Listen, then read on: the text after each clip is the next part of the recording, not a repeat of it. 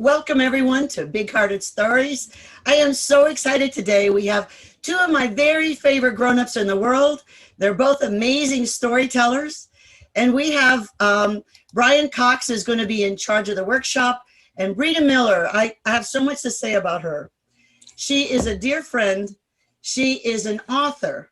She is a storyteller. You can see some of her stories on The Moth and NPR. She's the author of Caregiver Coffee Break, and here it is. I love this book, and she has a new book coming out you can stay tuned for, Take a Break Before You Break. She's the co-artistic director of Big Hearted Stories. Here we are for Breeda Miller. Thank you so much, Margarita. Wouldn't that be nice to get that introduction every Saturday morning wherever you are? It's wonderful. I'm so glad that you're here on this chilly but beautiful, snowy Saturday morning. We're going to do our very best to engage and entertain and really get behind the inside scoop of effective storytelling with my co-host and co-artistic director, Brian Cox. First, I want to just give you a little bit of background about what's going to happen today in the workshop and what you can expect, and just go from there. So the purpose of today's event is to encourage you and help you write and create an amazing story that we hope you will submit to be part of the Big Hearted Storytelling event, which will happen again this year. This will be our second storytelling event, and it is a fundraising event for 5 different organizations that provide services, very much needed services, to older adults throughout Washtenaw County. The actual event will be May 27th. We do all the behind the scenes work, and we really create the program, and that's where you can come in. We are looking for some amazing stories and amazing storytellers, and we know there's so much talent right here, and maybe all of you are right here present and we don't even know it yet. What we ask you to do is, well, first of all, the theme of the event is generations. And it's purposely vague, okay? Because we want this to have a broad appeal. We're looking for different stories, maybe an edgy story, maybe something that you have personal knowledge of. It is important that this is not fiction. This is not a fantasy story. This is an authentic story that is true to your experience. And that's really important for the purpose and the style of this particular storytelling event. What you need to do, and what we're going to help you with today, is help your thought process about figuring out the right story to tell, the one that is the best story for you to tell. We have a really narrow time frame, time limit for your story. You got to think about telling your story start to finish in around 8 minutes. Okay, that's going to be challenging. And we need you to submit a written synopsis, not the whole story, 250 words or less, to give us a sense of where are you going with the story? What's it about? Is it keeping within the theme of generations? That's probably the most important thing. Submit those in writing to the website, and we have the website noted in the chat. And the chat is going to be a really helpful tool today as we go through the program. If you have questions, type them in the chat, and when we have a right time to address them, we absolutely will. So we have this scheduled from 10 to 12 today. We're not really looking at this as a 2-hour program, so don't worry about sitting here for 2 hours.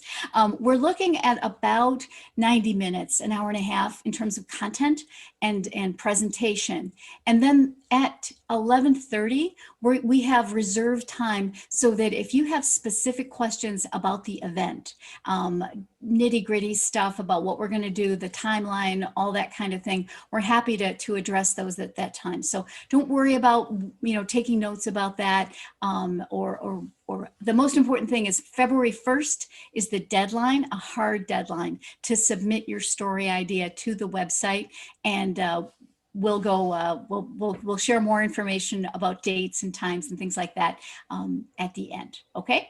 So let's see what else. I'm excited about this. This is our second storytelling workshop this year. We had one in December, and it's wonderful. And I am so honored and so delighted to have the experience of working with Brian Cox. Brian is he's just an all-around nice guy, okay?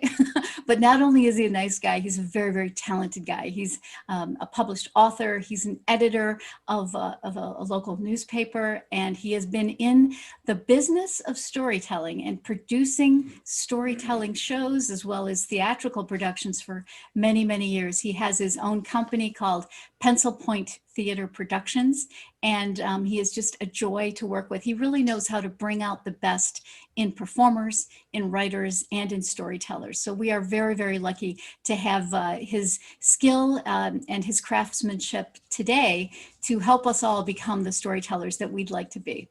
Please welcome Brian Cox. Yay, Brian. Hey, Wow, Brian. thank you. Thank you, Breeda. That was amazing. I love being an all-around nice guy. That is a high compliment. All right, so like Breeda said, I'm really happy that everyone is here on their Saturday morning. I've got a little PowerPoint here to kind of walk us through what I'm going to be talking about. At the end, like Breeda said, I hope we inspire you and encourage you to submit your story. Right at the outset, I want to emphasize that while this is specifically targeted right now for big-hearted stories, my hope, and I think our hope, would be that what you take from this morning's workshop, that you go out and find opportunities to tell that story, whether it's contacting me for my own little storytelling production, which we haven't done for a year, but hopefully we'll pick back up soon, or opportunities like the Moth or the Ann Arbor Storytellers Guild. And there are opportunities out there to share your story, and I really would encourage you to seek those out. I think it's important that we hear these stories and that you share them. Okay. Big artist stories. Breeda went over a lot of this, how it works. I just want to narrow this down. We are encouraging you to submit a story. Hey, Judy, I see you. I haven't seen you in a while. I'm glad to see you there. To submit a story. And we will consider the stories that are submitted, and then we will ask you to come in for a pitch. Breeda will talk about that a little bit at the end, about when that is and so forth. And then we will select, we can only select a few, but then we'll make a selection. If you're chosen, then there will be 3 workshops that will follow that to help you further develop the story. So I just want you to really know that you're not going to be out there alone, and we don't just throw you into the fire. Today's workshop is going to focus on 1 and 2, submitting the story and pitching your story. Those are the 2 areas that we're going to try and focus on. Hopefully at the end, you'll be clear about both of those. Here are the objectives. 1, again, encouraging you. I can't stress it enough. Encourage you to share the stories of your life. Reassurance. I want you all to know at the end, it'll be fine. A lot of people can get very nervous and there can be anxiety about it. But I want you to know we're going to hold your hand and be behind you the whole way, and that everything is going to be fine. And to inspire you to share maybe the specific story you have in mind, or other stories, and whether it's oral, telling stories orally, or writing them down, or blogging them, inspiring you to share the stories. I suspect there are 2 types of people out there right now. Excuse me, Brian. Yeah. Brian, so are you going to be sharing your PowerPoint soon? Because I'm not seeing it yet, and I'm not sure if you are planning to do that. Sure. See, we are very gently and nurturing and helping people be successful always. I need to share my screen.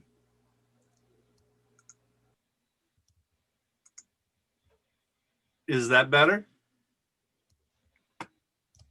It's perfect. Can you see? Thank you. All right. Hey, look, we back.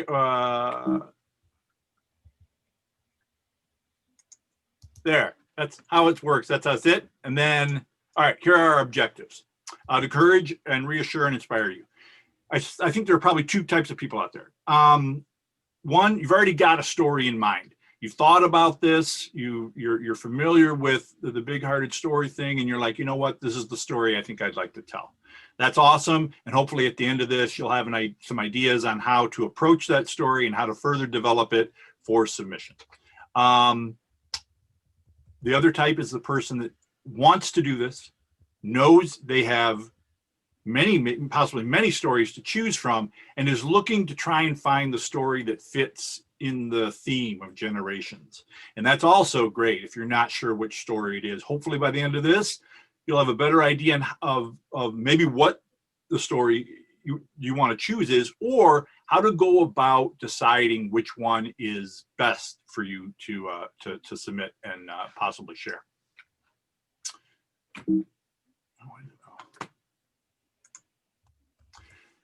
This is going to be just kind of a broad, this first part is just a broad overview of storytelling itself, oral storytelling specifically. Storytelling is that which is private becoming public, and that which is public becoming private. What do I mean by that? This is one of my favorite things about storytelling. So we have a broad experience as humans, right, that we share. And there may be events. So here's a great example of a public event that becomes a private thing. Is like when, remember when the plane crashed into the Hudson? That was a very public event. But anyone that was on that plane, the pilot or any one of the passengers, who tells their own personal experience of that, turns that public event into something private. And then the reverse is also possible, where you take something that was personal and private to you, might be the death of a parent or an illness, and you share that private event and you make it public. And in doing so, you make connections with your listeners. Next point is very important. I want everybody to keep this in mind. At a live storytelling event, particularly the kind that we're doing, the storyteller has an open, benevolent relationship with the audience. The audience is there for you. They're not leaning back going, entertain me, make me laugh. They're there to engage with you. They're there to share that moment, that time with you. So you're not performing to a fourth wall. And I don't know how familiar any of you are with theater, but the idea of a fourth wall is that, you know, the actors pretend that the audience is not there. They don't see that fourth wall. There's this wall, and the wall behind them. And then there's this fourth wall that separates them from the audience. There is no fourth wall in the storytelling. The slight variation in this case is that because we will be videotaping you, there's a bit of a separation there, but we will be videotaping you live and hopefully in front of some people. So don't act like there's this fourth wall. And that storytelling is synergistic. That moment when you share it is something that the audience or your listeners experience with you, and it becomes something other than just the story. It becomes an experience that you all have together.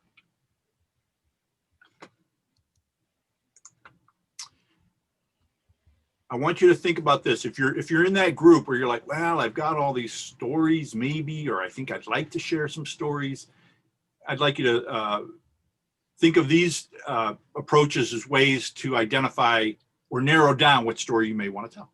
And of course, a lot of people say, I don't have any stories. That was my mom. Well, I don't have any stories. Well, it wasn't true.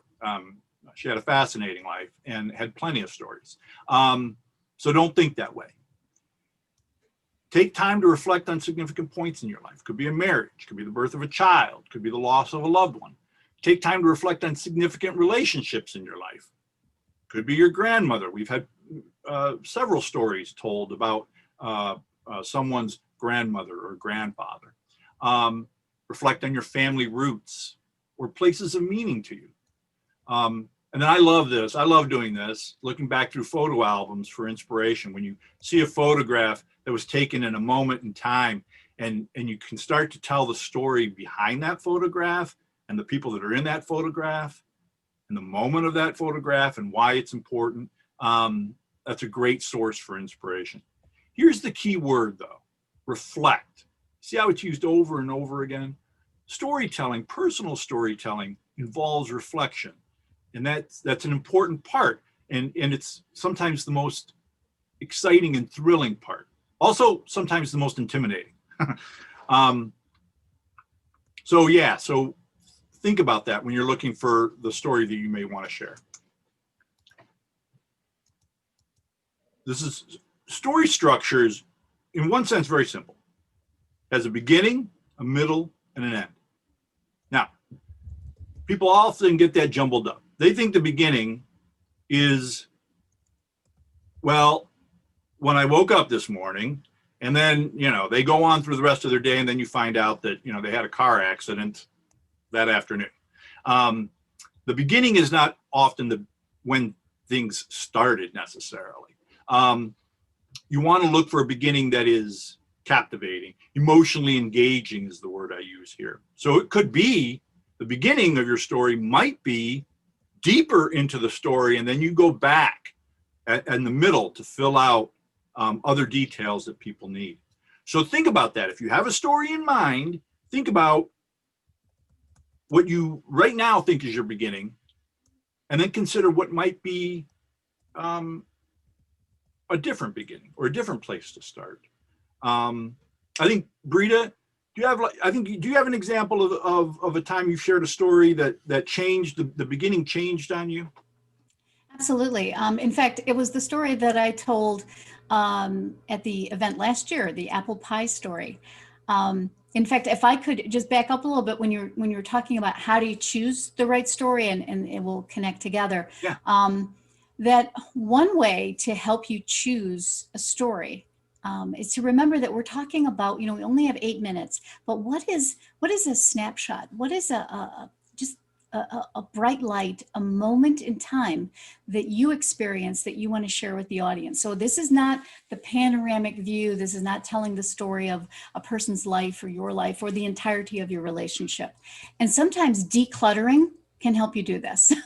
So if you have a drawer in your house or a box of memorabilia or stuff that you need to sort through, it's amazing when you go through these things, these objects, and you hold them in your hand, and they just bring you right back to that moment. And they take you to this moment that takes, oh gosh, I remember that story. So if you're searching and you're trying to think about what would be a really cool story, what would be really interesting, what could really help me express what I want to express, try that little idea of decluttering. The photo albums is a brilliant idea, of course, but sometimes boxes of, I found my dad's old watch the other day, and my dad loved to take pictures. He fancied himself as a photographer. He was not, but going through all of his equipment and stuff, and just remembering things. Anyway, so that's one idea. But the point about changing how it might have been. So I wrote the story about working with my mom to make an apple pie when she was near the end of her life. And it was a very frustrating experience for me. And I learned a really big lesson in it. But that wasn't the biggest point of the story. It was the experience of it. And I started out at one point, and I shared the story with Brian, and he thought it was pretty good. And Brian is such a good listener, and he's a really deep listener. And he listened and he said, yeah, I think it's pretty good, but something doesn't sound right. Something doesn't make sense. And I was a little chagrined, and I said, well, it didn't really happen exactly that way, but I didn't want to embarrass my brother and tell the truth. And he said, well, why don't you just tell me the truth? Tell me what really happened. And I did. And it was way better. And so I rewound the whole thing, redesigned it so that it had a different entry point to get to the same incident that I wanted to talk about, but I came to it from a different point of view with a different setup altogether. And I think it ended up as a much, much better story than I had originally thought it would be. It was the same event, same general circumstance, but I switched things up, and it was really authentic. And I think that's what made all the difference. Yeah. One of the things that you'll find is that there might be some things that we almost beat to death in this workshop, but they're so elemental and they're so important. Authenticity is one. The other one is this idea of your story as an act of discovery for you.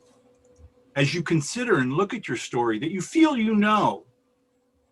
and you begin to think, well, what might be a different beginning, or what other elements do I have to bring in, or what elements do I need to leave out? That considering that story becomes something where you can discover something about yourself, or something, the why this story is important to you is often elusive to us, right? But as you consider it, you suddenly can have this epiphany. I've seen it happen where you're like, oh my gosh, I know why I want to tell this story. So embrace that full experience. Brian, can I add another point here about, Yeah. Sometimes people think, oh, I like, 8 minutes. This is a story I've told for years. I need a good 20 minutes to tell this story, to set it up properly. And you don't, and you can't. But who is it? Was it Mark Twain? I have I don't know who said this, but someone who said, well, I would have written a shorter letter, but I didn't have enough time. Yeah. The other thing that brevity to just you're carving a masterpiece here, and you're taking away all the excess. You're taking away the extraneous stuff that is just cluttering, and just kind of get to the very best, your favorite bits, the pieces that really tell the tale. Yeah, that's great. And that's something else that we'll return to several times. So your beginning, you should engage your audience. Think about starting at a place that provokes a question in your listeners. Oh my, what might happen, or what does that mean? And then think about building your scene using strong verbs, nouns, and senses, right? Go to details, sights, smells, sounds. Now the trick with an 8-minute story is that you're going to have to be very selective. So it's okay to start broad, right? It's okay to include, I'm going to put all these details in, but then you have to have the fortitude and to go in and say, well, I'm going to cut this one out. I'm going to cut this one out. Narrow it. Becomes concentrated. And in becoming concentrated, it becomes more flavorful and more impactful. Use tension and release tension, right? You shouldn't, even though I know I'm talking fast and I tend to talk fast, I would encourage you to consider slowing down and walk people through your story. Breeda mentioned this, and it will be mentioned again and again and again. Focus on what's important. Cut the fat, leave the meat. Right? And finding that meat, getting down to that meat it takes work and sometimes a little pain. There may be something that you are like, I really, really want to include this in my story. It's so funny, or and it may have to go. Or if it doesn't, something else may. So be prepared for that. Keep the flow logical. As you're building your story, you never want your audience to get lost in time or space. You don't want this question to start to creep into their head about when did that happen, or where are we now? I would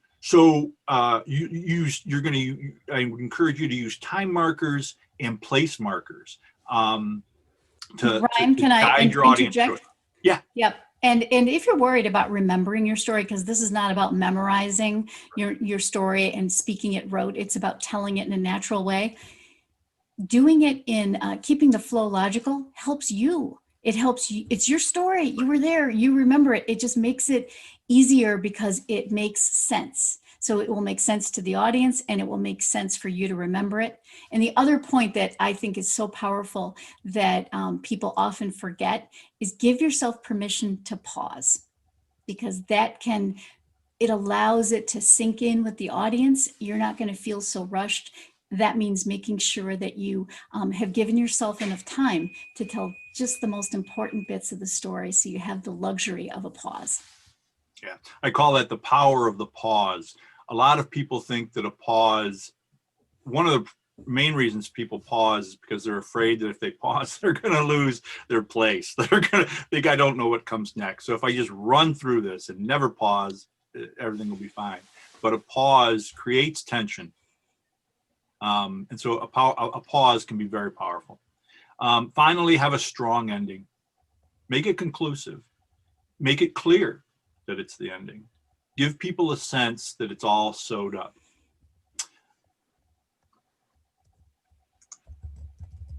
Ways to prepare your story. So I call it taming a story because it can seem wild, right? You're like, well, this story, covers years and so many people, and so you're taming it. How do you corral it? How do you get it into one big hug? And it involves getting close to that story. That's the reflection. getting close to it, looking to it, and inviting it to be close to you. And what that means is that you're not telling it from an outside perspective. I tell this story, one of the first storytelling events I did, I asked my father to share a story. He's a pretty good storyteller, but and he called me one day. He was like, all right, here's the story I want to tell. It's based on this photograph of my uncle who was, he had lost his legs in an accident. And in the photograph, he's in a wheelchair and he's standing next to my father's 14-year-old sister. And my father says, and I know exactly when this photograph was taken because my sister Phyllis died 2 weeks later from a ruptured appendix. And I said, oh, Dad, it's interesting because I think the story you may want to tell is about losing your sister at the age of 14. And he hung up the phone on me, which is how I knew I was right. He went back and then called me a little bit later and he's like, no, the story I want to tell is the story of your Uncle Robert. So he tells the story of Uncle Robert, but it was a removed story. It was a story that was not personal to him. It was very interesting. It was historical and fascinating. But it wasn't one that my father was emotionally attached to. The reason he looked at that photograph and thought of telling the story is because of his emotional attachment to the time it represented. But it wasn't a story that he was prepared to share, which is fine. That may happen. There may be stories you have that you are not ready or in a place to share, and that's okay. There's sometimes there's a story of stories as therapy. I discourage that. Tell a story that you're prepared to share, but that you're still close to. Breeda mentioned this. There's very little rote memorization involved. We're not asking you to memorize this story. We're asking you to be prepared and to know it and to have it built and structured, but you will move through it organically. So memorization, if it's not a strong suit for you, don't worry about that. We can work around that. In fact, I've worked with many actors who are inclined to memorize their story because that's what they're used to, right? If they memorize it, then they can deliver it and no worries. The problem with that is the act of memorizing and being able to pull up the lines that you've remembered separate you just a little bit from the story. It keeps you outside of it a little bit because a part of your brain is going, okay, what are the next lines? What are the next words? Early in the process, most storytellers are and should be concerned with the shape of the story and what we would call the plot. That's the beginning, the middle, and the end, and learning the sequence of events. So that's more important than memorizing the exact words. I've worked with writers sometimes who write these beautiful lines that they want to recite. And I have to say to them, well, that's the way somebody may write, but it's not the way somebody talks. So you don't sound like you're telling the story naturally. It sounds to me like you're reciting it. And I would also discourage that. So a good way to think about your story is to make an outline. It's pretty standard, right? Beginning, your middle, your end. Great way to do it is to make a storyboard. Because one of the things that we're going to be encouraging you to do is to visually memorize your story. See the people in your head. If you can attach an image to each element of your story, that helps you memorize it and move through it. So a storyboard can be a great idea, even if you can't draw, which I can't, and I've done storyboards. I do encourage people, or will encourage you, to memorize your opening and closing. So that the reason in memorizing the opening is that when you get up in front of the mic, you might be a little nervous, you might be a little jittery, and it's really comforting to know, listen, I've got the first 3 lines open. If you can, the first 3 sentences opened or memorized. If you can memorize those, and that'll give you some assurance right at the beginning, and then it allows you to move into the rest of the story, and it builds confidence. And memorizing the end ensures that you land it, right? Like you've come up with this ending, you don't wander off, you don't end it with, well, that's the end of my story, which is a horrible way to end a story. So memorize a little bit at the beginning, a little bit at the end. And then I already mentioned, think of your story in terms of images. That can help tremendously. Brian, can I mention Please. another point here, just regarding the actual performance for the storytelling event for the storytellers? your story will be recorded in advance. So we're not going to be editing it or fixing it. By the time you get in front of the camera to tell your story, it needs to be good to go. But I will say this is that you don't have to worry about going live on the night of the big event, because it will be a global audience. Last year, we had people in 10 different countries that tuned into the virtual program that we had as for a Big Hearted Storytelling event. And we're hoping we get that same worldwide audience again this year. But it's good to know that you will be on video. It'll be good, it'll be amazing, and that you don't have to have those concerns about a live performance. And I'll come up with another example. We had a storyteller last year who was marvelous. We recorded the stories twice. Everybody had an opportunity to tell the story twice. She told her story about her grandmother. It's a wonderful story. The first time, and it was good, but it wasn't enlivened. Thanks to saw here. I said to her after the first telling, I said, and this goes back to imaging. This goes back to holding the images in your head. I said to her, I want you to see your grandmother. Her grandmother was a central figure, the central figure in the story. I want you to see her. I want you to hear your grandmother. I want you to hear her laugh. I want you to smell her, cigarettes and whiskey and all, right? I want you to be present in that, be right there, see her. And the second time she told the story, she lit up. It was enthused because she was experiencing her grandmother. Her grandmother was close to her as she was telling it. And that's the goal. So you'll have 2 shots, I think. We'll probably do 2 like we did last time. A few steps for preparing your story. Learn the plot first. We talked about that. Make use of imaging. Flesh out the setting and characters.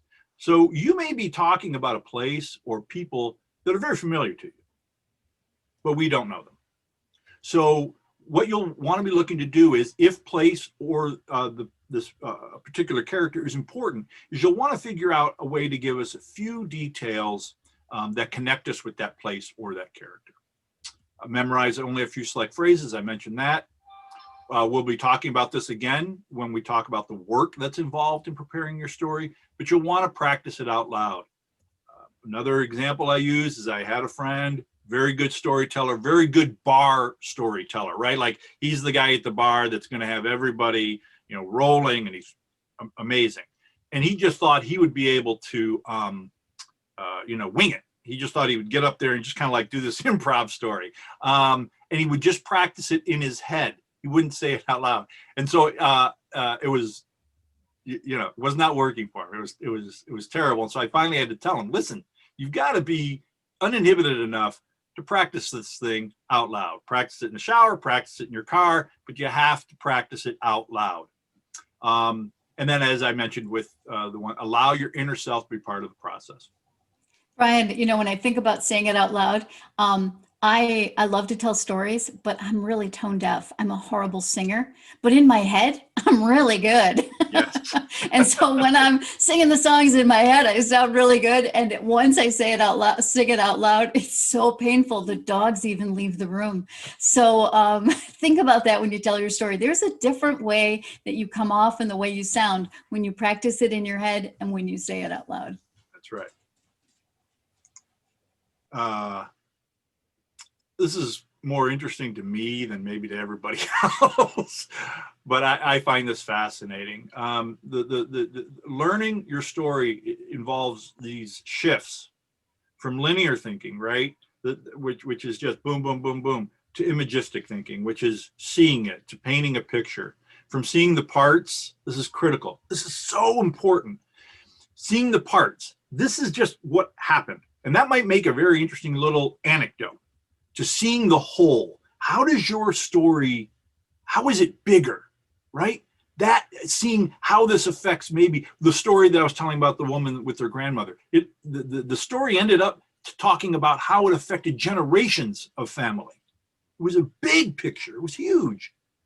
From informational to emotional nuances. Again, I will stress this again and again and again. When you are sharing your story, what makes your story amazing or interesting is your emotional involvement in the story. It isn't necessarily what happened. What happened may be very simple, very non-dramatic, but your involvement with it is what will drive the story. From seeing distinctions to seeing connections. Distinctions is this is separate. This is something unique. But then moving that story into where you realize it has universal tones. And I know that sounds big and dramatic, but it's true. It's true. That's why we tell stories. We don't tell stories because you say, this happened to me and it's never happened to anyone else. No, we tell stories because we're saying, this has happened to me too. I know your experience. I know your emotions. And now you know it's the sharing of our humanity, which again, I know sounds highly dramatic, but I just so firmly believe. Well, Brian, I think that the apple pie story that I told, Yeah. Might be a really good example of what you just said, in that it was a very common experience making an apple pie, but it represented so much more to my mom and to me. And now, 10 years after that singular event, I am so grateful that I had that I made that happen, that I had that experience, and that I think about the regrets that I might feel had I not done that. By sharing that story, I can't tell you how many people have reached out to me and said, you know what, I'm gonna make the sauce with my mom. I'm gonna go with my dad and we're gonna go fishing, or they're gonna do something. And because that common experience just triggered something in their brain. So it made it much bigger. So on the surface, it seems like a nothing, like, well, so what? You made an apple pie. What's the big deal? It was a big deal. That's the whole, it's the whole point. It's the whole point. Again, just a few tips on how to learn your story, because I know for some people that's a real concern. Record yourself telling it, listen back to it again. And a lot of actors learn their lines that way, but this would just be a way to become increasingly familiar with the story. Listen to it several times. Visualize, again, the image. Visualize the story as you listen, then retell the story aloud, listen to the story again, and then tell the story to a friend. And it should be somebody that you trust and whose feedback is like you trust their feedback. You can also write it down. A lot of people do this. Write it down, read it, visualize what's happening, retell the story aloud. You can outline scenes, or what I call stepping stones. Stepping stones, if you consider the story as like this river and you need to get from this side to the other side, these stepping stones are placed so that you know, I'm on this stone, I just need to get to the next stone. And they give you this firm place to stand on where you are in this story that's a river. Rewrite your story, read it again, and tell it aloud again. The thing I would emphasize here is rewrite your story. Take that first thing that you wrote, crumple it up, throw it away, start again. This is you becoming involved and engaged and familiar with the story. It is a process. These are some pointers that I want you to consider for the pitch and for the storytelling in general. All right. Plant your feet and get comfortable, and assume a confident posture. I had a storyteller, and we'll help you with this as coaches, but I had a storyteller who unconsciously was a foot tapper, to an extent that I had never seen in my life. That foot was constantly tapping, and he was completely unaware of it, and it was distracting. So, we worked with him to corral it. It never did.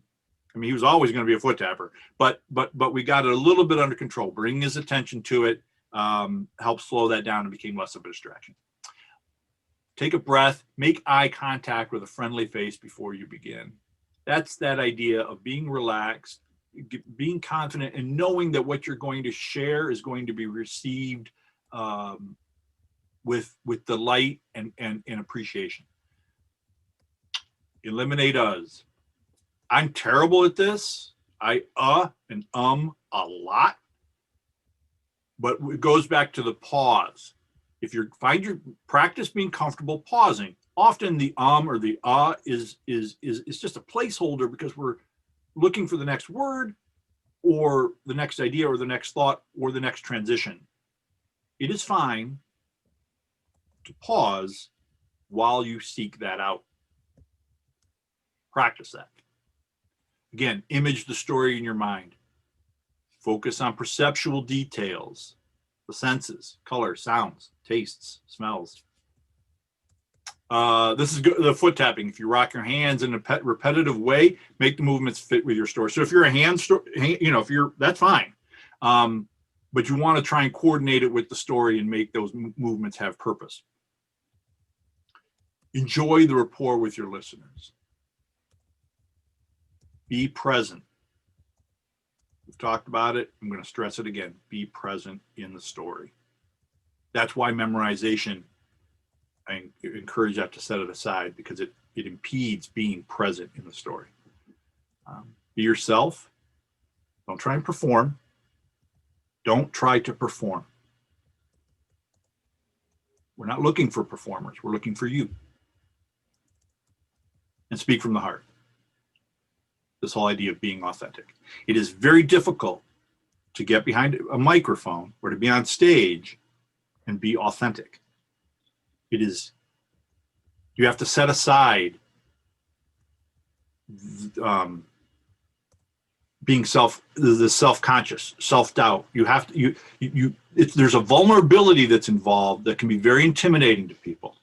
But I promise you, it can also be remarkably rewarding and fulfilling to be in that place. And then relax and enjoy, which, you tell that to people and they're like, oh, great. Now I'm also supposed to relax and enjoy this whole thing. Awesome.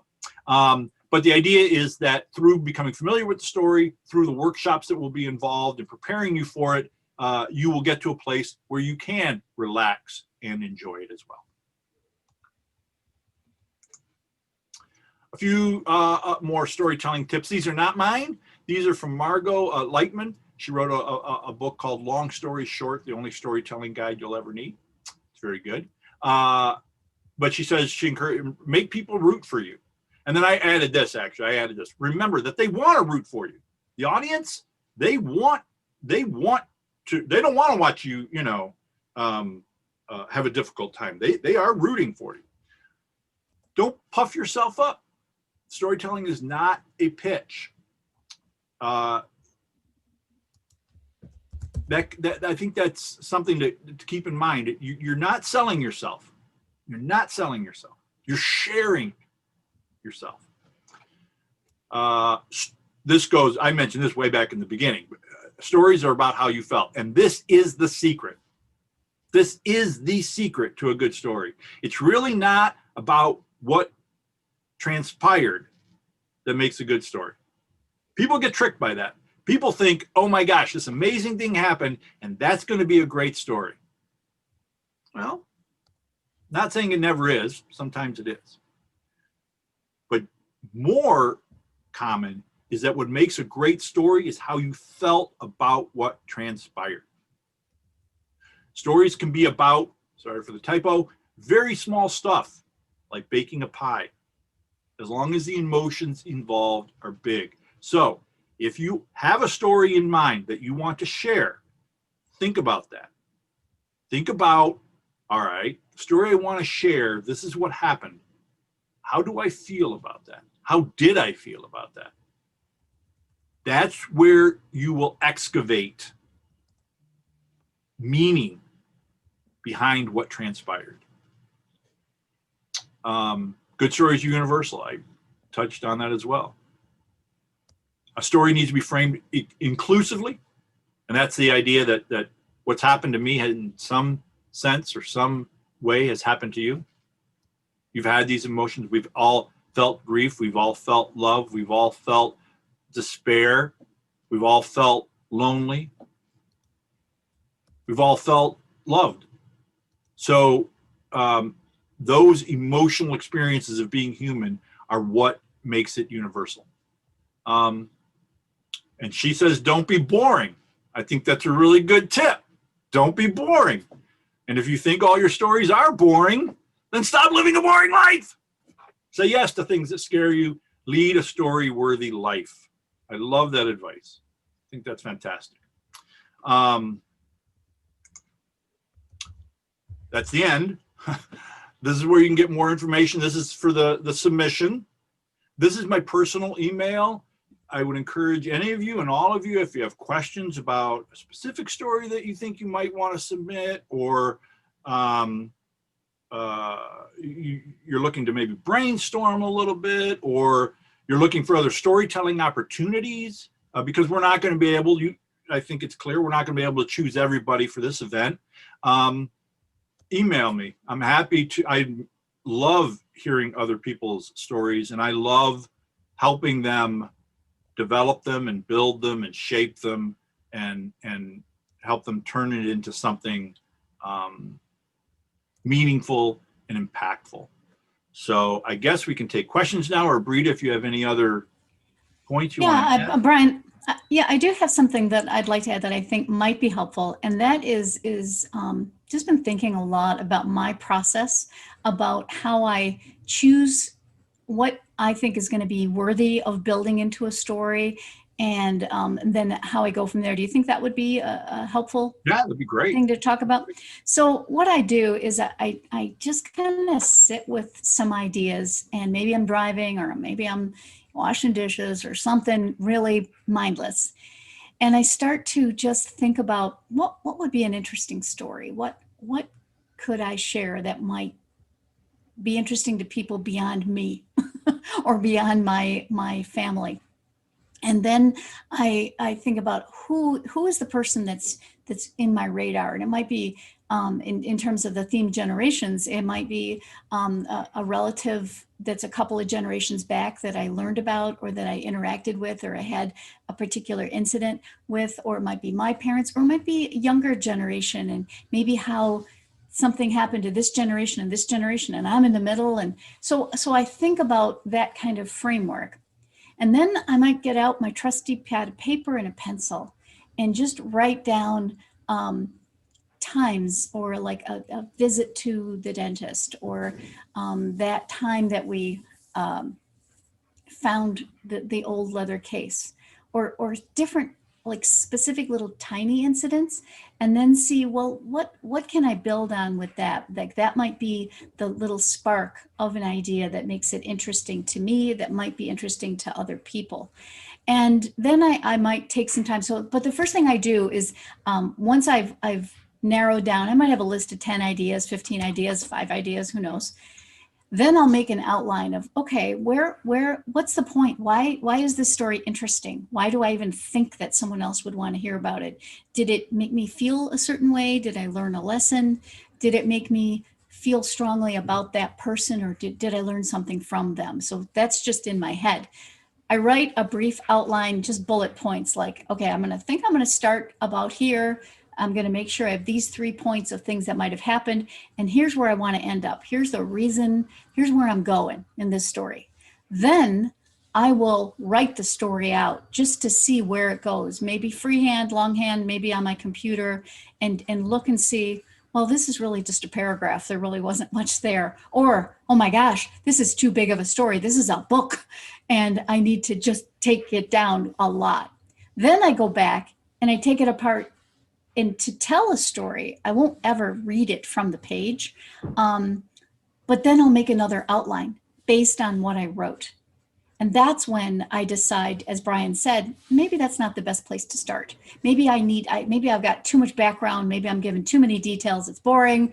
You know that person who tells the story that tells you that they didn't have 2 spoons of sugar in their coffee. They just had 1. And they decided to go with the half and half rather than, no, we don't want that kind of detail necessarily.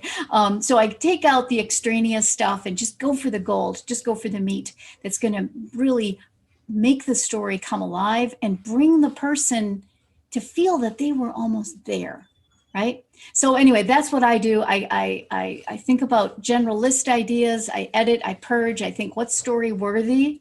I'll write an outline of where I think it's going to start. What are the really important details I don't want to miss? and where am I going with this? Why, what's my point? Where are we going to end up? Where are we going to land? Then I will actually write out the story. So I think about what is the flow. Then I go back and I do another outline based on what I've written. So that's my process. That works for me. And then I build from there, and I'll do many different rewrites and iterations. And at first it's really hard because, you know, but I love that detail and that's such a good part. And sometimes I just have to say, I loved it. It lived its life, but it doesn't fit in this particular framework, and I'll use it another time, or I'll honor it in a different way. So anyway, that's just a very practical, physical process that I use in terms of writing stories, both for, you know, for written situations, but then also for oral presentations when I do live storytelling. Does that make sense to you, Brian? Yeah, well, that makes great sense. I mean, so there's a couple points on that, and then I'm going to make a third point. Yeah. So the first point is really underlining the work that's involved. There is work in what we're asking people to do. And it's not easy, and it takes time and focus, and may go through several iterations. So that's the first thing that everybody needs to be aware. There is work that will be involved. The second thing is that different processes work for different people. So you want to, if you know a process that works for you, great. If you don't, if you're not familiar with that, take time to try different approaches to find the one that works best for you. And it might be a hybrid. It might involve writing and recording, or singing in the shower. But take the time to find what works best for you. And the third thing I want to touch on is the idea for this workshop is for the submission. We're not asking for all of that. You can just have the kernel of your story for the submission part.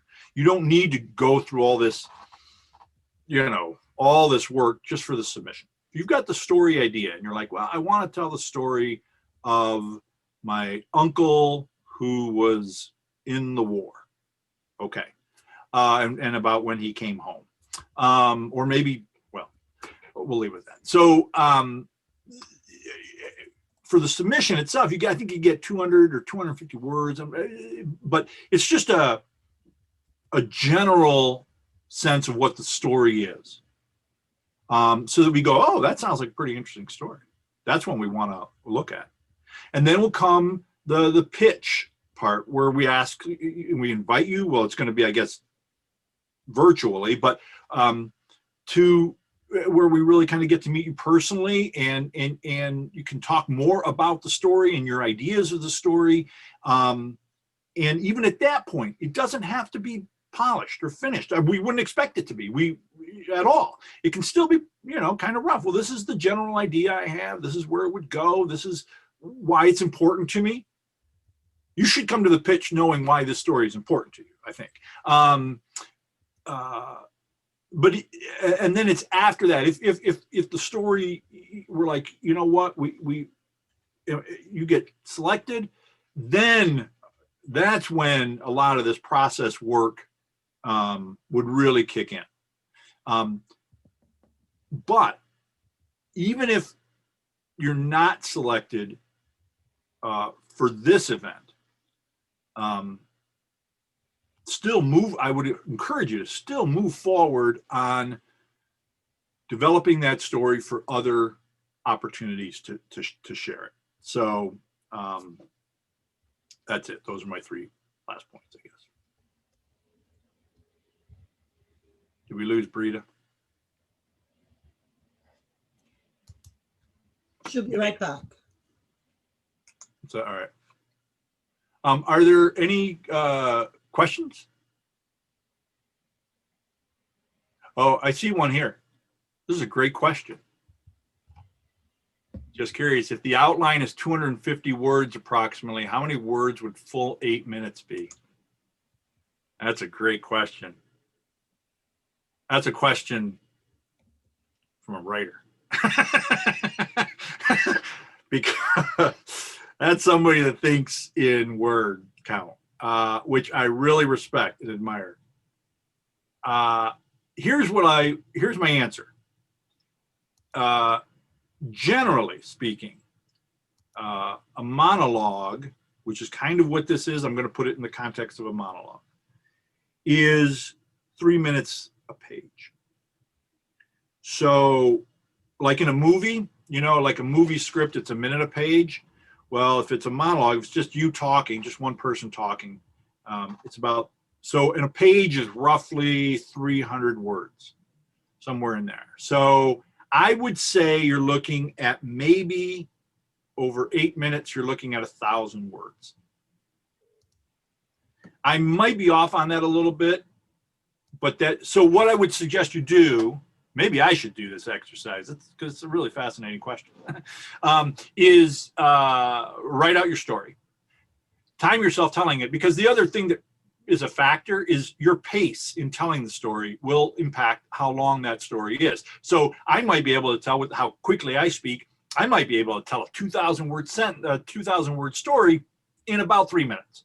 But so your pace will impact how long that is. So for some, you might be able to get away with 1,000 words. With other people, they need 600 words because they're going to talk at a slower pace and so forth. So that's a great question. I wish I had a more specific answer, but that's right now the best I can do. And Brian, one of the things I would say is not everybody writes out their story. Some folks, you know, Totally. they build it. You know, I personally, when I write out the story, it just helps me realize I'm trying to tell too much. It just helps me look at it to know how much I have to cut out. And I like to work in bullet points or chunks or an outline. Just say, okay, I want to go to this section and go to this part, and then think of it in a way that may or may not be chronologically, but that is logical about the story and how I'm going to bring people into this moment, into this experience. And so for some people, it is writing it all out and rewriting it and then getting really comfortable with it. And other folks, that's overwhelming. But it's to me, it's all about focus. It's all about laser focus on what is the message? What is the story? Why are you telling it? Why does it matter to you? And if it really matters to you, you're going to be able to express that really authentically to the audience. If this is a story that, well, you think it would be a good story because it's been a family story forever and it's kind of a big deal, but honestly, it doesn't light your fire, or you've heard it so many times, it's just like, well, I kind of feel obliged to tell the story because it was a big deal to my grandpa or something. But if you're not connected to it, emotionally connected, that's not the right story for you to tell. Yeah, there's I'm going to relate a story, not a story, but my brother. I encouraged him to. He's the bar storyteller, to tell the story about a photograph that we have of him and my two other younger brothers holding up bicycles in, I think it was 1988. They're standing against the wall and they're looking really tough and really determined. It's because they had decided after the Winter Olympics that they were going to compete in the next Winter Olympics in speed skating. Now, the reason that's hilarious is none of them knew how to skate. They decided they were going to, commit themselves over the next 2 years to becoming world-class speed skaters. It was a ridiculous and absurd idea that he thought was hilarious. So he thought it was a very, very funny story, and it is, the way he tells it. But in talking about it and going over it with him, I was like, why is this an important story for you to tell? It's funny, but that's because you've flipped it in your head. You have selected this story right now because you think people will find it funny. Flip it. Don't ask, why will people be interested in this story? Ask, why are you interested in this story? What does this story mean to you? And in exploring it and in looking to answer that question, he realized my one brother was just getting ready to go off to the Army. My other brother was getting ready to, had graduated from high school and was going off to Chicago. And so John, my youngest brother, was going to be left alone at home. And so when he looks at this photograph, this is the last time that he had that experience of having his brothers at home. And it was this bonding experience for him. And it became much more emotional and much more real. And when he told it, you could see that experience. It was still funny. It was still this little ridiculous thing about these three kids deciding they're going to learn how to speed skate in 3 months or something. But it was impactful and it was profound. There was a question up here about what are we looking for at the pitch, and how do you, I think it was from Marilyn, and how do you separate yourself from the other pitch tellers? I love that question because Marilyn's got a bit of a competitive approach. I like that. So I have two things, and Breeda, you may have others, but the two things that I will be looking for is, we go back to that authenticity, right? I think you have to be authentic because these are personal stories. And the second thing is a level of engagement, right? A level of enthusiasm that isn't false, it's not put on, and something where I can say this is an engaging person that is going to be able to hold an audience's attention. And the third thing, of course, is story. I mean, the story is critical. But those two things, being authentic and being enthusiastic and engaging about the story. And if I can add to that, Brian, another thing that we're going to be looking for is stories that are not what people expect. I have to say, I think some people think that, oh, you know, stories about generations, or these are just going to be really, you know, quaint, warm, fuzzy little stories about, you know, spending time with my grandpa, which is a wonderful thing. And I'm not suggesting it's not going to be a great story, but maybe there was an experience about that had a little twist, or that was a bit edgy, or something unexpected that might be a bit, I don't want to say shocking, but really like, oh, I didn't see that coming, or that's really an interesting take, or I never thought about it that way. That would be a wonderful approach or a mindset, I think, to choosing the right story for this event, so that we can really keep people engaged, because I think this is a wonderful opportunity to educate people and to break down barriers about, well, you see that lovely person with the gray hair who's walking down the road, that's a badass and you don't even know it. There's a storyteller I had, and I don't want to make it sound like all these stories should be about grandparents. That's right. Not at all what I'm suggesting, but there was a storyteller in one of my storytelling productions that told the story of his grandfather, and I'm paraphrasing a little bit, but essentially began this way: my grandfather never said "I love you," and it moved through there. And his grandfather was actually not a good guy. I won't. That's not fair to say. Not a good guy. He wasn't a very loving guy. I think that's fair to say. And the story, though, was about how this influenced Mark to express his love to his own children, and to be more, and to be sure that he told people, "I love you," because when his grandfather was then much older and called him, there wasn't this connection that his grandfather wanted. It was kind of too late. So there was a sad element to the story, right? But it was something that you came away with thinking, you know what? Tell people you love them. Don't wait. So it was sad and a little dark, but also inspiring. Stories can be all that. And I think, Brian, I have a question. Yep. So, I want to make a comment first. When you asked for questions, there was silence for a while, and it was hard for us to stand the silence, so people started talking again.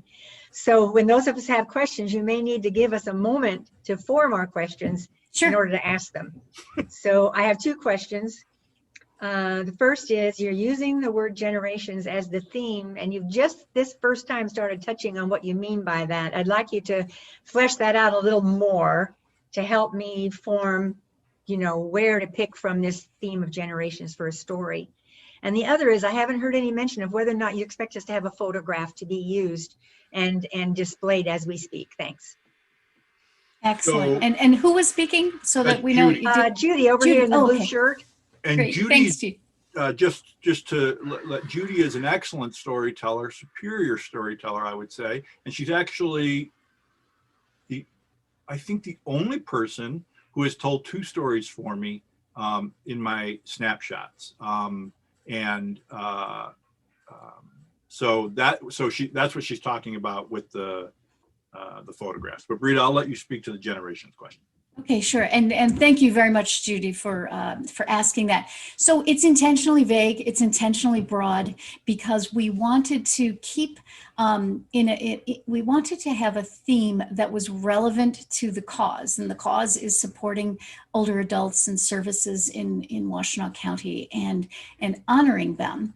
But at the same time, keep it open enough that we could not be limited in scope to who might have a story. I mean, a 16-year-old might have a great story. So yes, it is a very broad topic. We don't have any agenda about what the stories might be, but if they are involving some kind of generational experience, maybe that helps narrow it down a little bit more. And the other thing that I wanted to tag on to what Brian was just sharing about the gentleman who was talking about his grandfather or his dad, about not being very demonstrative or being able to really express his feelings. The idea of being vulnerable when you tell a story is part of being authentic. And when you tell something that is within your heart, something that you feel deeply, there is an element of vulnerability. And when you can really share that honestly, that's when the magic happens. I think when you tell a story, when people feel that they are really learning something about you, and you're sharing something that can really impact people on a deeper level. So ideally, your story will be authentic, you will be vulnerable, and it takes a lot of courage to be vulnerable. So you will find that courage because what you are going to share is really important to you. And when you know that in your heart and you're able to express that to others, that's when I think we have a magical storytelling experience. To answer your question about the photographs, yes. One of the wonderful things that Brian has established in his storytelling programs that he does that I think is brilliant is that every storyteller comes with one image, one snapshot, because that's the name of his program, but one snapshot, one photograph that takes the audiences into a deeper level of understanding the story. It doesn't have to be a story, an image of a person. It can be a picture of a place or a thing or a house or who knows what it might be. But it also, the thing is, the photograph is going to be shown at some point, and when we're in edit, at some point during the video of you telling your story. But we're not going to show it too soon because we don't want to give it away. If the picture that you have is the punchline for your story, we don't want to show that right away. So we will make sure that the way that your photograph is presented makes sense and appears at the right time during your story on the video. Does that answer your question, Judy? Judy, you're muted.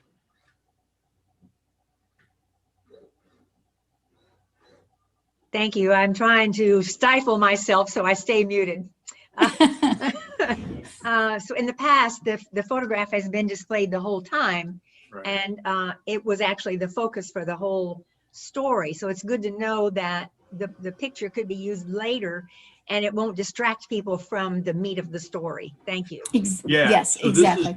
So for anyone that's out there like Judy that's experienced, has been a storyteller for Snapshots. Snapshots is devised around the story, telling a story related to a specific photograph, specific personal photograph. This is not that. We will use images, photos, or it doesn't even necessarily have to be a personal photograph to enhance the story, but it is not central necessarily to the story. So it plays a lesser role than it does in Snapshots. So we're not finding a story to tell. We're not finding a photograph to tell a story about that photograph. It's the other way around. We're telling a story and then we have this image that is just going to elevate the story. That's the point of it. And it could be just shown for a few seconds during the video. It might be at the very end, might be part of the beginning. That all depends on your story and the image, but it's just a nice way to really bring the audience closer to your experience.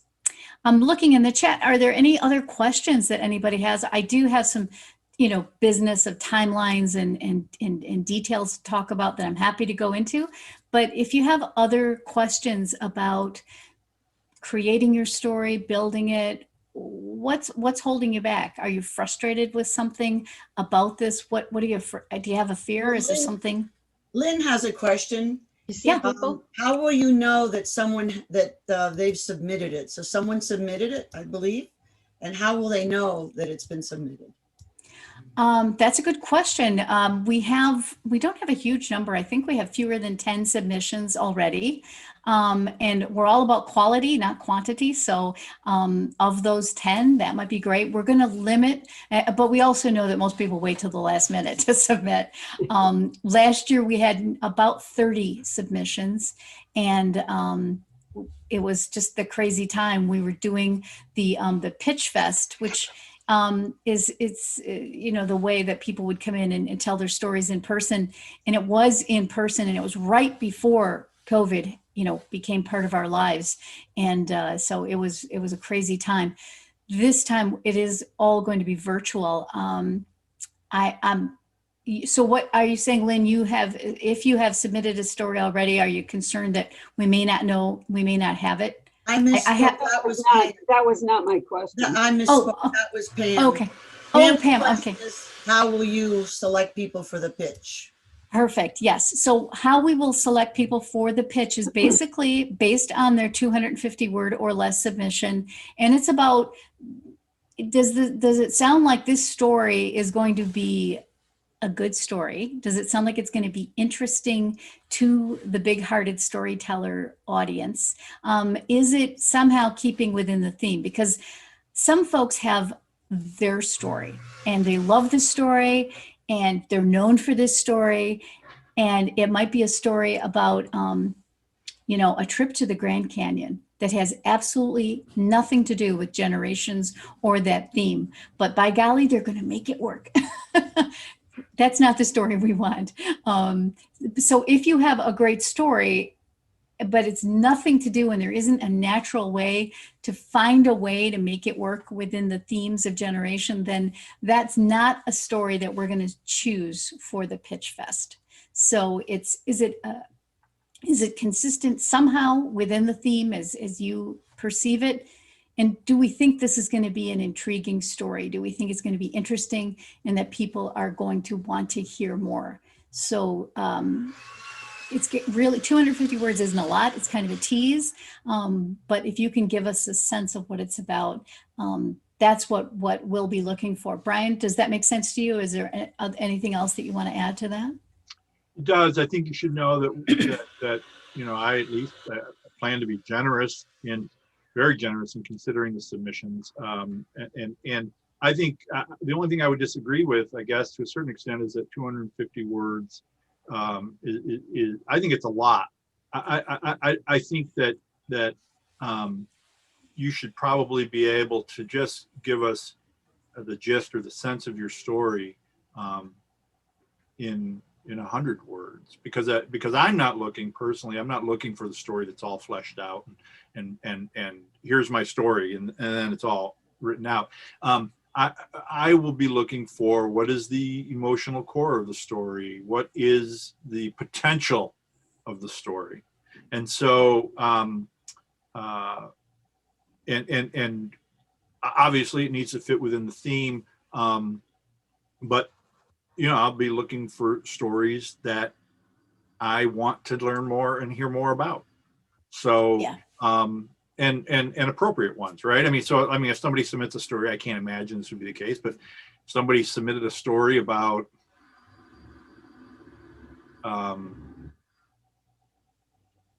well, now I can't think of an example other than A true crime fiction story. Yeah, maybe something. Yeah, right. Something where I'm like, well, this is fiction. This is Yeah. a campfire story, or this is Right. Yeah, then no, that wouldn't be chosen. And you can smell it.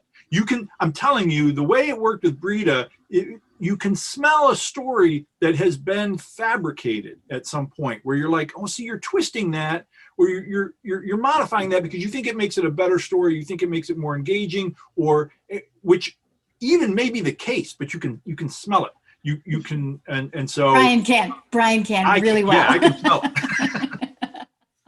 He called me out in a really nice way, but I really stepped back and I thought, yeah, you're right. So, yeah, so you want to, I think that's the other thing, is that we're not looking for a tall tale. We're not looking for, a fantabulous imagination story. That is not what this is about. So if that's what your story is, no. So that's a pretty hard line on that. But and the 250 words, it's arbitrary. What we were looking at is, we didn't want to tie anybody's hands and to say you have to just have this in 100 words or less. But we didn't want anyone to write a novel or to send in a completely fully fleshed out done story and for us to judge it from that. It's not. It's a taste. It's an idea. It's if you can intrigue us. We're gonna select 25. So that's quite a lot. So that if you have an idea, we would love it. Any other questions before I can go into some of the specifics? Just some nuts and bolts stuff. Yes, Lynn. Kim Jones had her hand up. Mm-hmm. Lynn They Davidge or answered my Pam? question already about the submission. Thank you. Okay, great. I just wanted to go back and clarify something on the pictures. So we should not eliminate a story idea because we personally do not have a picture. Absolutely. Might go. Yeah. Is that correct? Yeah, do not let that, because you know what? You might end up having the story and then the right image might be, a map of the world or something, that is a generic thing that helps tell the story. Or, the other thing is, it's not required. If your story is perfect without any kind of a photographic augmentation and that's holding you back, or you're frustrated about what that might be, don't let that stop you. Okay, thanks. Okay. Yeah. Lynn also is a past snapshot storyteller. And so, yeah, Lynn, the photo is, we'll worry about that later. Yeah, Okay. tothave That's a bonus. And Larry, I'm so glad you're able to join us. We have a couple of folks. Good to see you. We have a couple of folks, I'm not sure if they're still on the line, who were participants in the program that we had last year. And I don't know if they want to say anything about the experience. Margaret, are you still there? Yep, I'm here. And it was a terrific experience. Breeda and Brian were very, very supportive and helpful. And I was a real novice and they held my hand. And there's so many things as you were talking that I was remembering. But and remind us what your story was last year so that people who heard it might remember. Just what was it about? About going to Lake Rara. In Nepal. In Nepal, right, in my birthday. And the ending was a surprise to me. And, I didn't have an audience, so when I actually told the story they showed, Breeda was standing behind the camera person making all these faces, and that's all I remember from the story, is all her faces. So, but Brian and Breeda were terrific. They're very, very excellent. So, well, All right, Margaret, the check is in the mail. Yeah, right. And Margaret she told us delightful stories, 72 years of age, to celebrate her birthday by climbing, a mountain in Nepal to go to Lake Rara, and then it does a great little twist at the end. And the wild thing is the day that we were recording in an auditorium, and the day before the recording, Margaret had been exposed potentially to COVID-19, and she didn't want to put anyone at risk, and we're very, very careful about safety in every way in this whole process. And so instead of her coming to the auditorium with the other storytellers, we went to her home and shot the video in her backyard with the videographer and Brian and myself. So, you know, we wanted to be creative. So we want to assure you that all the decisions that we're making about this event and your participation or potential participation in this event are all, safety is the most important thing. Okay, anybody else have any questions? Raise your hand or put it in the chat. Oh, I see a question here. Where do we find the stories from last year? So if you go to the website, and Margarita has put the website for Big Hearted Stories in the chat. It's really easy to find. It's medmish.org/BHS. And right there, you should find everything and anything you might want to know, along with the videos from last year's stories. So we had 6 stories, and our host last year was the wonderful Dr. Vic Strecker from the University of Michigan. He is a professor of public health and an author and a great storyteller in his own right. And last year was the first time we did it, and we learned an awful lot. And this year we are really excited with the tweaks and the improvements and the ways that we're going to do it. And the other really good thing you should know is by doing this event, we raised close to $70,000 for the 5 organizations that benefit from this event. And those are organizations, and anybody help me if I forget any, would be Meals on Wheels, the Bureau for Senior Housing, the Silver Club, Ollie, and the Turner Center, the Turner Senior Center in Ann Arbor. So those are wonderful organizations that serve our community, and 100% of the proceeds go to providing resources for those organizations. So it's all good. And we have a great fun and a great night of entertainment at the same time. So I'm checking to see if there's any other questions. Anybody have anything? Well, I think what I'll do, yep. I had a question. I've heard I believe snapshot storytelling mentioned several times. Is that a program that Brian, you host? And could you say anything more about it? Oh yeah, I would love to, Rosalie. It's a well, I'll start with, I haven't done it in a year because of the pandemic. I'll start there. And it's broken my heart, but I hope to get started again in a couple of months. And the idea is I've done them in Ann Arbor and Ypsilanti, Chelsea, Saline. I involves generally 6 storytellers telling a 10-minute story that's based on a personal photograph. We go through the very similar process with workshops. I was inspired to do it for a couple. This is an important distinction. With snapshots, I am very interested in people, a blend of people that might be experienced storytellers, but also are not experienced storytellers, because I believe even if you're not somebody that's like, oh, I'm really uncomfortable in front of an audience, your story is still valuable and still should be shared. And so I look for a blend of like I said, experienced storytellers and less experienced storytellers.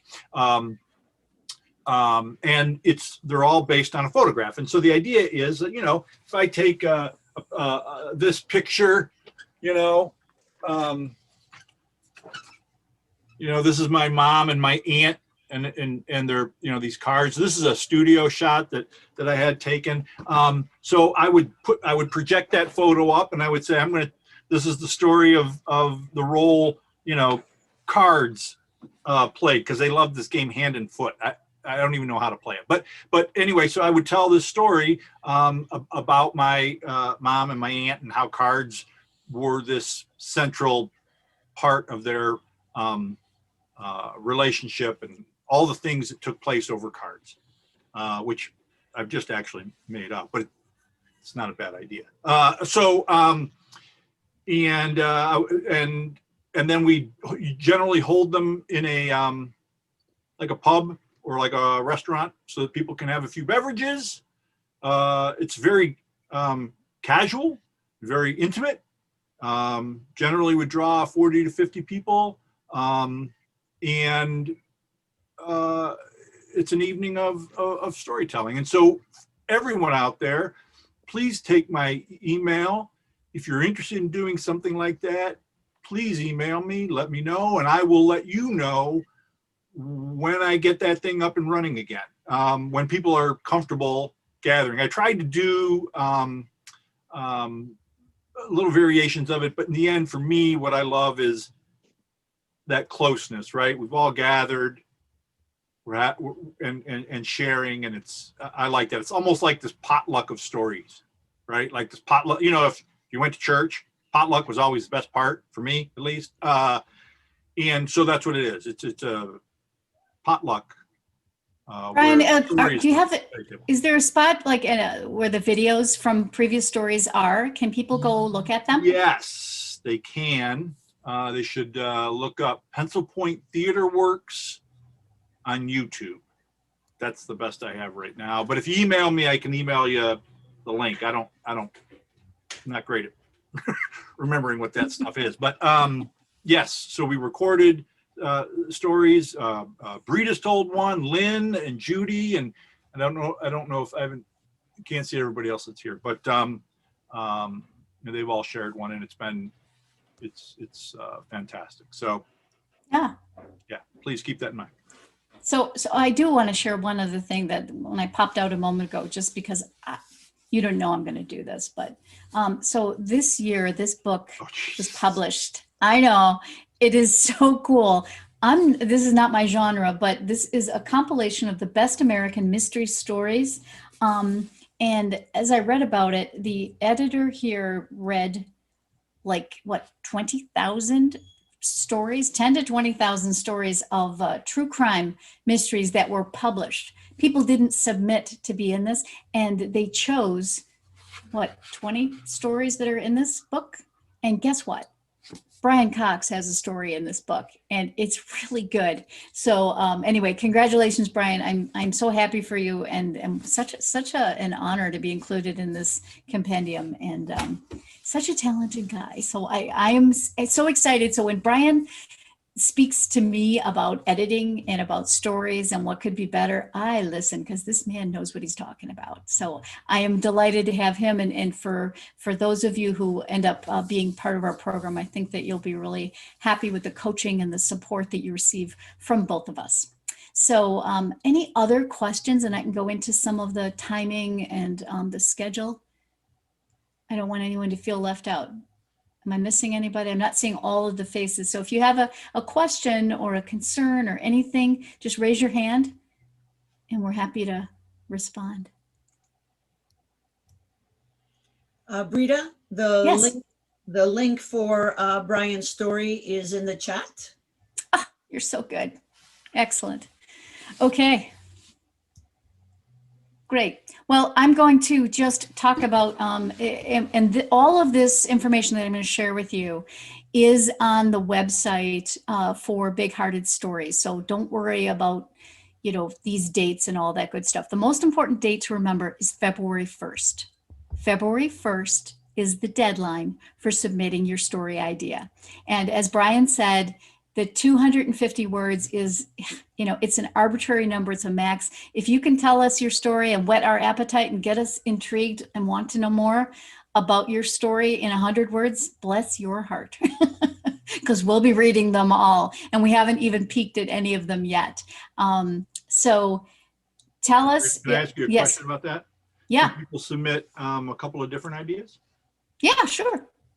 Yes. Sure. So let's say you have 2 or 3 stories that you think, I could do any one of these. Feel free to submit those 2 or 3 ideas. Yep. and we're only going to pick one. So, Right, yeah, yeah. yeah. But if you're just torn and you think, oh, I love them both, or these are three really good ones, send them as separate submissions. That's absolutely fine. Also, if you submitted last year, please submit again. If you were chosen last year, submit again. We want to be, our Not the goal. same story. No, not the same story. No, not the same story. That's a really good point. Our goal is to make this the very best program that we can. So we want to keep things as available and accessible as possible. So, and that's what's different too this year with COVID in terms of accessibility. Last year, all of our coaching sessions were in person. The Pitch Fest was in person, coaching was in person, and then no, we actually had to change that up. Our intention was to have coaching in person. And so some folks who winter in in Florida or Arizona weren't able to participate because they were still down south where it's nice and warm when we were planning to do the coaching sessions. And this year, we recognize the coaching sessions will likely have to be virtual via Zoom. It's suboptimal. It's not our favorite thing. We really want to have that connection in person with you, but it's more important that that we're respectful of this pandemic and that we stay safe. So that means you don't have to worry about driving anywhere to come to either the Pitch Fest or the coaching sessions. Again, in March and April, if things change and we're able to do this safely, we'll be excited to do it. But we won't do that unless we get the go ahead that it is indeed safe. So that's the really important thing. So here are the other dates. What we will do, here's the way it's going to work. February 1st, all of the submissions are in, nothing after February 1st.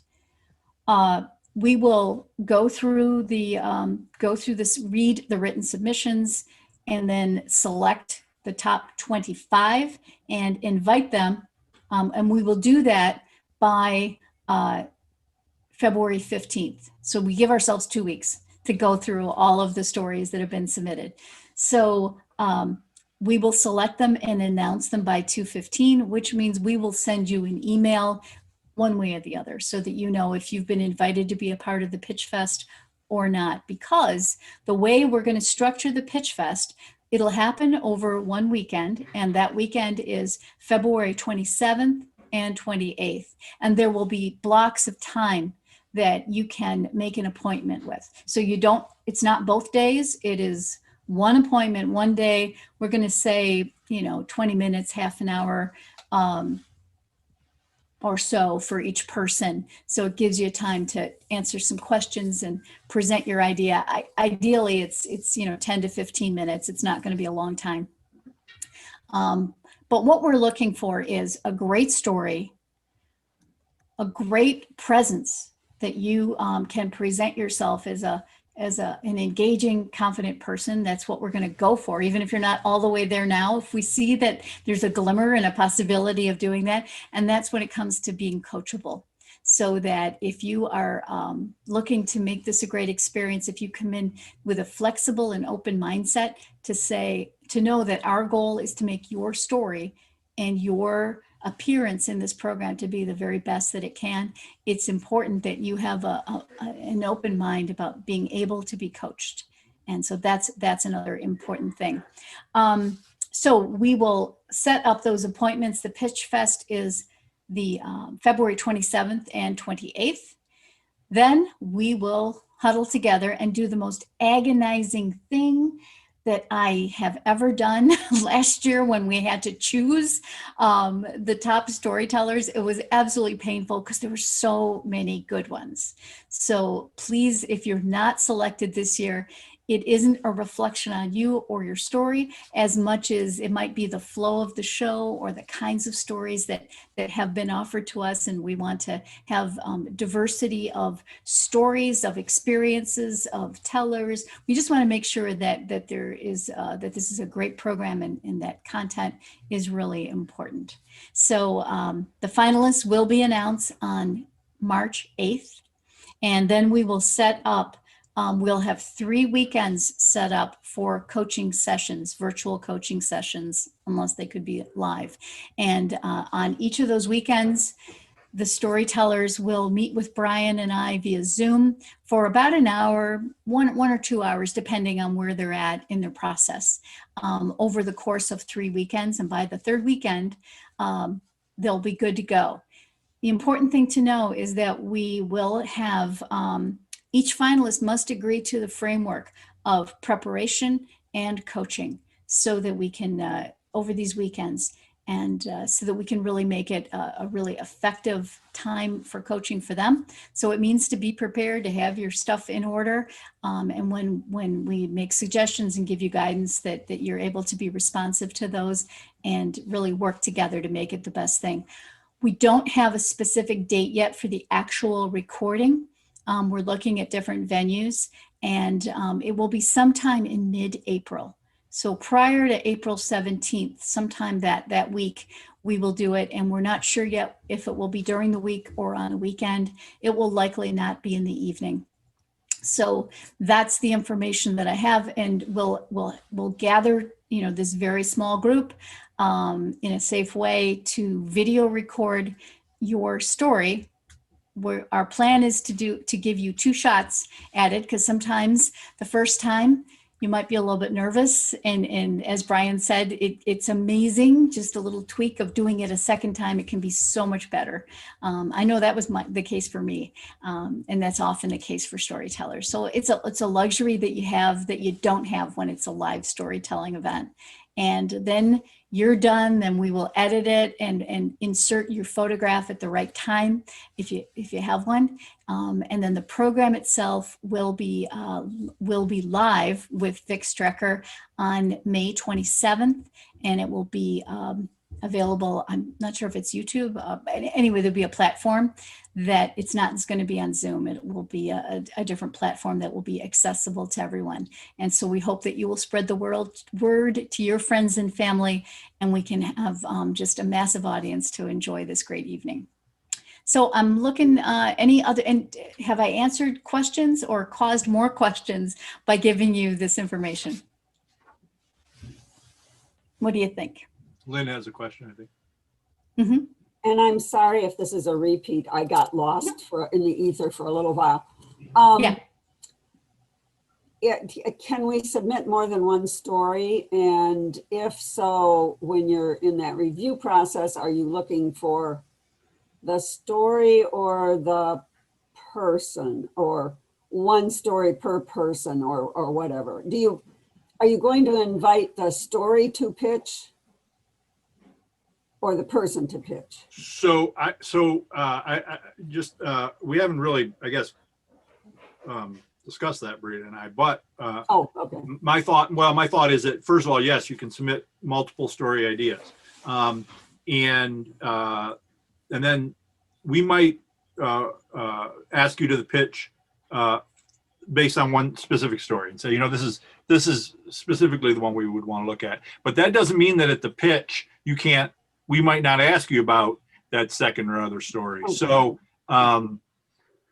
the selection to ask you to the pitch will be based on a story, but if you submit multiple ideas or multiple story proposals, I might, at the pitch, depending on what those are, be interested in asking you about those as well.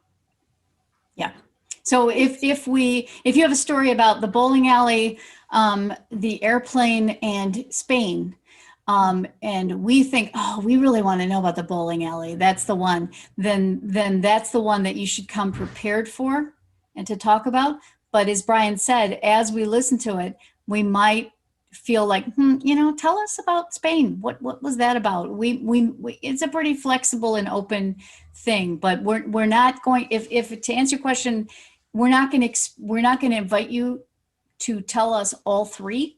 We don't expect all 3. Right. It will be focused on one, but we may inquire about the other ones. Yeah. Does that make sense? Yeah. Yes, yeah. The submission will be based on, or asking you to the pitch fest will be could be based on, multiple stories. Oh, these are both pretty good. We'd like to hear more about them. The selection off of the pitch fest will be for one story. So Oh, you might yeah. submit, you know what I mean? You might submit multiple stories, and I can see us saying, oh yeah, come in for the pitch fest. We'd like to hear about these too. We'd like to hear about the bowling alley in Spain. But then when we select, if we select you, it would be, we want the Spain story. But yeah, exactly. So Thanks. that's a great question, Lynn. Thank you very much. Anybody else have any other questions? Any thoughts about this idea? You know, as a result of this workshop or this storytelling event, are you thinking you're going to submit? Are you thinking, oh, no way, I'm not doing that? Or did we think, maybe I could do this? What's your reaction? Oh, I hope we didn't lose anybody. I know. Well, I just like to say that even though I have submitted, the workshop has helped me narrow down my focus on the topic, because I Great. submitted a couple of weeks ago. Oh, great. It's been Great, very great, helpful. great. Good. Glad to hear that. Well, it's been certainly fun for us. Anybody else? I have blocked out reading time. So I'm going to be looking forward to reading these, and then we'll huddle together and set aside, have lots of good cups of tea and coffee so that we can have this pitch fest and let you know about that. Okay. So Margarita, can you put up the website again for people that want to submit and get more details and information about it? That way people can access everything and not worry about writing down all the dates that I was just spitting out there. It's mishmed.org/BHS. So it's Breeda? pretty clean. Yes. I'm looking at the chat section, and there are lots of chats there, and I have never learned how to find them again after a session closes, a Zoom session. Is there a way for me to find those chats after we close the session?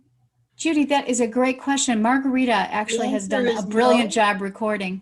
The answer is no, unless you've set it up. So if you go to the bottom of the chat, do you see an icon that says ... or Okay. file? Most of the time you don't have that opportunity. So what we can do is I can save it, and then we'll see what Breeda and Brian, what do you want to do with the save chat? Oh, I think if especially because it's so valuable with the notes that you took, if we could share that with everyone who was online for this workshop, I think that would be lovely. Great. Would you like that? I Yes. will clean it up so we have less repeats, and I will give it in a document to Breeda and Brian. Great. Well, Wonderful. and it's And not then, only your suggestions, but it's also the links that you give that they were just so big I Yes, couldn't ma'am. copy them down. Yes, ma'am. Thank you. yeah. Great. Yeah, we'll do that just as a follow-up. We'll send those out. They'll probably come from Jennifer Howard at the University of Michigan, because I know she has all the email addresses. Okay, great. Judy, that was a wonderful question and wonderful suggestion. I appreciate that. And Breeda, who So- did that email come from? The one for the chat? That came from Judy. The No. question? Oh. What email do they need to look for the chat summary and other information? Oh, from Jennifer Howard. And do you have her information, her email? Let me see if I have it. Jennifer Howard from the University of Michigan. So it's probably, not sure if it's Jen Howard, umich.edu. Would be I her email have address. jwhoward@med.umich.edu. That would be the one. Right. Perfect. In the chat. Okay. So Thank look out for that one, and that will have all the information. Well, that's terrific. Just trying to think if I had any closing thoughts for you. Anybody? I don't want to cut you off. Any final questions, concerns, ideas, comments? Was it a good use of your Saturday morning? Yes. Good, good. Well, we are delighted that you joined us here today. And oh, I know what I was going to tell you, that this is not a competition, and there is no prize. We're not looking for the best, storyteller on the stage or anything like that. It is all about the experience. And I know I had a marvelous experience last year, and the other storytellers told me that they did as well. So that's really the name of the game. And I just want to make sure that there's no question about that. No one is going to be awarded any prize for the best story or anything like that. Fair enough?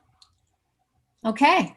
Well, with that, we will thank you again for your time and your attention and your talent. I hope every single one of you will submit a story, because if you think about it, everybody has great stories, and don't be selfish. The world needs to hear your stories. You have something important to say and something to share. And we hope this is a great opportunity for you to do just that. So if you have any questions, you can reach out to me. My email address is included in the chat, or Brian. And also check out the website. It has lots of stuff in there that I think will be good. And share it with friends and other people that weren't able to join the workshop. Just, anybody attending the workshop is not a requirement. We just thought it would be easier for people who want to submit. Okay, great. Well, once again, thank you so much. Make it a wonderful day, and we'll look forward to seeing your story. Bye-bye. Yeah, everybody.